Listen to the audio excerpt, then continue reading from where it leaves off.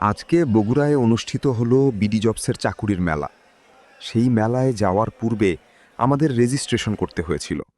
Registration প্রক্রিয়াটি একটু অনেকের কাছে জটিল মনে হতে পারে, কারণ রেজিস্ট্রেশন যে শুধু নাম্বার দিয়ে করবেন বা ইমেল দিয়ে করবেন এরকম না। রেজিস্ট্রেশনের জন্য আপনাকে প্রথমে বিডি জবসের পূর্ণাঙ্গ একটা অ্যাকাউন্ট খুলতে হবে। সেখানে আপনার সব ধরনের ডিটেলস দেওয়া থাকবে, যেমন পার্সোনাল ডিটেলস থেকে শুরু করে একাডেমিক ডিটেলস।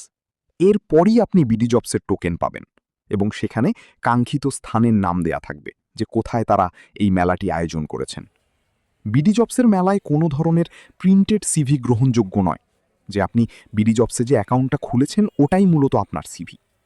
আমরা ওখানে সশরীরে যাবেন, গিয়ে দেখলাম আজকের মেলায় প্রায় 100+ কোম্পানি ছিল, কিন্তু কোনো কোম্পানি সরাসরি ভাইভা নিচ্ছে না। এখানে ছিল কোম্পানিগুলোর লোগো এবং পাশেই ছিল কিউআর কোড স্ক্যানার।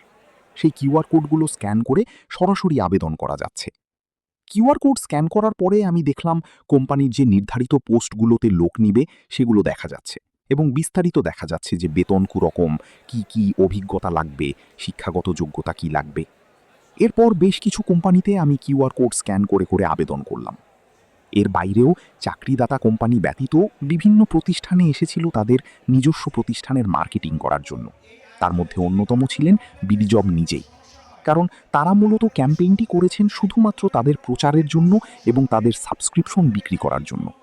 এই জিনিসটা বাড়িতে বসেও করা যেত, কারণ ওখানে যে কিউআর কোডটা দেওয়া ছিল সেটা যদি একবার ছবি তুলে তারা পোস্ট করে দিত, তাহলে এইভাবে আর কষ্ট করে দূর দূরান্ত থেকে কাউকে আসা লাগতো না এবং আমরা অযথা গিয়ে সময় নষ্ট করতাম না। তারা মূলত এটা এক ধরনের স্ক্যাম করতেছে চাকরি প্রত্যাশীদের সাথে, কারণ সেখানে গিয়ে তারা রিয়েল টাইম কোনো অভিজ্ঞতা পাচ্ছে না। এক যদি হতো যে বিভিন্ন কোম্পানি ভাইভা নিত, তাহলে ভাইভা সম্পর্কে ক্যান্ডিডেটদের একটা অভিজ্ঞতা হতো, কিন্তু এরকম কোনো বিষয়ই সেখানে ছিল না। এই যে অ্যাপ্লাইটা আমরা কিউআর কোডের মাধ্যমে করতেছি, এটা কিন্তু এখনও স্টিল নাও বিডি জবসের ওয়েবসাইটে বা অ্যাপ্লিকেশনে গিয়ে বিভিন্ন কোম্পানিতে সরাসরি করা যাচ্ছে। এই জন্য আপনি চাকরির প্রলোভন দিয়ে আপনার প্রতিষ্ঠানের মার্কেটিং করতেছেন, এটা তো ঠিক না। সব কয়টি কোম্পানির কিন্তু প্রতিনিধি ছিল সেখানে। তারা বিস্তারিত বলতেছিল যে কোন প্রশ্নের জন্য কি কি ক্রাইটেরিয়া প্রয়োজন। আসলে কোম্পানির প্রতিনিধিরা এইটা না করে তারা যদি রিয়েল টাইম একটা ভাইভা নিত সরাসরি, তাহলে ক্যান্ডিডেটদের জন্য খুবই উপকার হতো।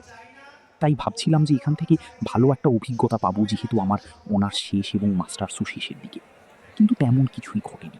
উল্টো বিডি জবসের প্রতি আমার একটা নেগেটিভ সাইড তৈরি হলো, যেটা একদমই আমি কাম্য করিনি। এই জন্য এইসব প্রলোভনে পড়ে সময় নষ্ট না করাই ভালো।